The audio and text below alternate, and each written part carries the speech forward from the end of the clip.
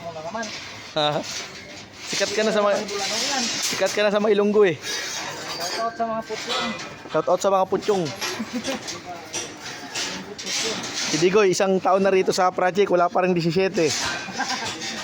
Putang ina, wala ka metro. Wala akong metro, wala akong minute. Ano lang dala mo? Steel hook. Putang ina talaga, Digoy. Pumili ka metro ha. Eh, Laki-laki na sahod eh. akala ko libre.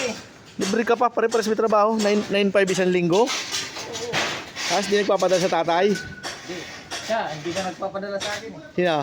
Siya, Ano eh, may asawa ka ni. ayaw ni tatay pupuntahin eh. Paano pupunta rito puro alak? Ganda mo gawa mo dyan ha. Eh, Diyan nakasalala yung ano natin. Sasahurin. Nasaan na si Lidman? Ayun, busy ang Lidman namin oh. Parang puro jamming ang ginagawa.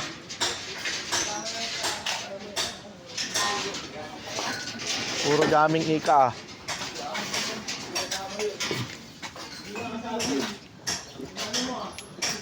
Daming scrap. Ayan mga kuys, ang tawag dyan ay runner release.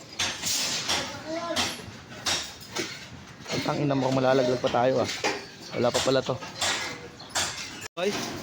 Hirap? Gawa na ng tao yan? Huwag ka lang masyado manunod ng bold. pamisot. Ha? Pamisot. Naku, palambot na rin niya ano mo nood mo ng bold eh. Makabaga na nga eh. Ha? Shoutout ka muna. Kay Insan. Kay Rijan. Shoutout ka muna kay Rijan. Ako na naman. Shoutout ka muna kay Rijan. Dali! Shoutout mga sa pinsan ko, Karijan. Oo, di ba? Hindi naman nanonood din ng video eh. Nanonood. Lagi nanonood eh. Hindi naman naglalike yan eh. Padala mo daw si Digoy ng chicks. Insan Rijan, padala mo daw. Kikita na naman ang asawa ko, titirahin na naman. Ayan na mga koys, nakapag-release na kami oh. Puro release lang kami. Walang trend.